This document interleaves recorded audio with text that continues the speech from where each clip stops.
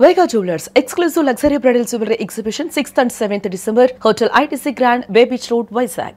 Cinema అంటే కేవలం డబ్బు వ్యాపారం మాత్రమే కాదు. నిర్మాతకు కష్టం వచ్చినప్పుడు అండగా నిలబడ్డం అదే అసలైన నాయకత్వం. అఖండ 2 విడుదల చివరి నిమిషంలో ఆగిపోయిన అత్యంత క్లిష్ట పరిస్థితుల్లో నందమూరి బాలకృష్ణ నిజమైన అండగా నిలబడ్డారు. నిర్మాతను రక్షించడానికి ఆయన 7 కోట్ల రెమ్యునరేషన్ వదులుకొని తన గొప్ప మనసును, మానవత్వాన్ని చాటుకున్నారు.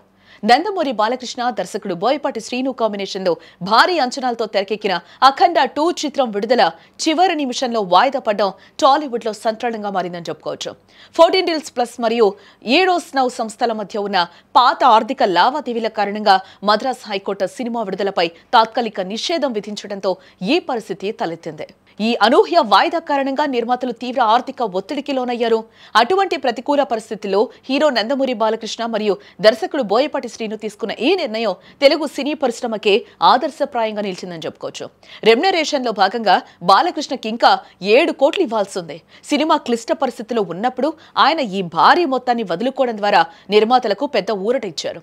దర్శకుడు బోయపాటి శ్రీను కూడా తన పెండింగ్ రెమ్యునరేషన్ 4 కోట్లు వదులుకోవడం ద్వారా నిర్మాతలకు అండగా నిలిచారు.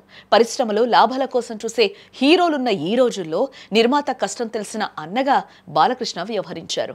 ఆయన కేవలం తెరపైనే కాకుండా నిజ జీవితంలోనూ నిజమైన నాయకుడిగా నిరూపించుకున్నారు.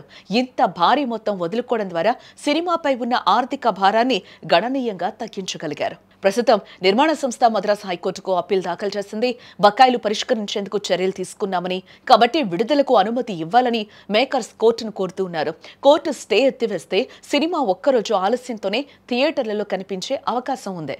బాలయ్య ప్రదర్శించిన ఈ మానవత్వం సినిమా ఎంత త్వరగా రిలీజ్ అవుతుందో చూడాలని అభిమానులు ఉత్సాహాన్ని మరింత పెరిగింది.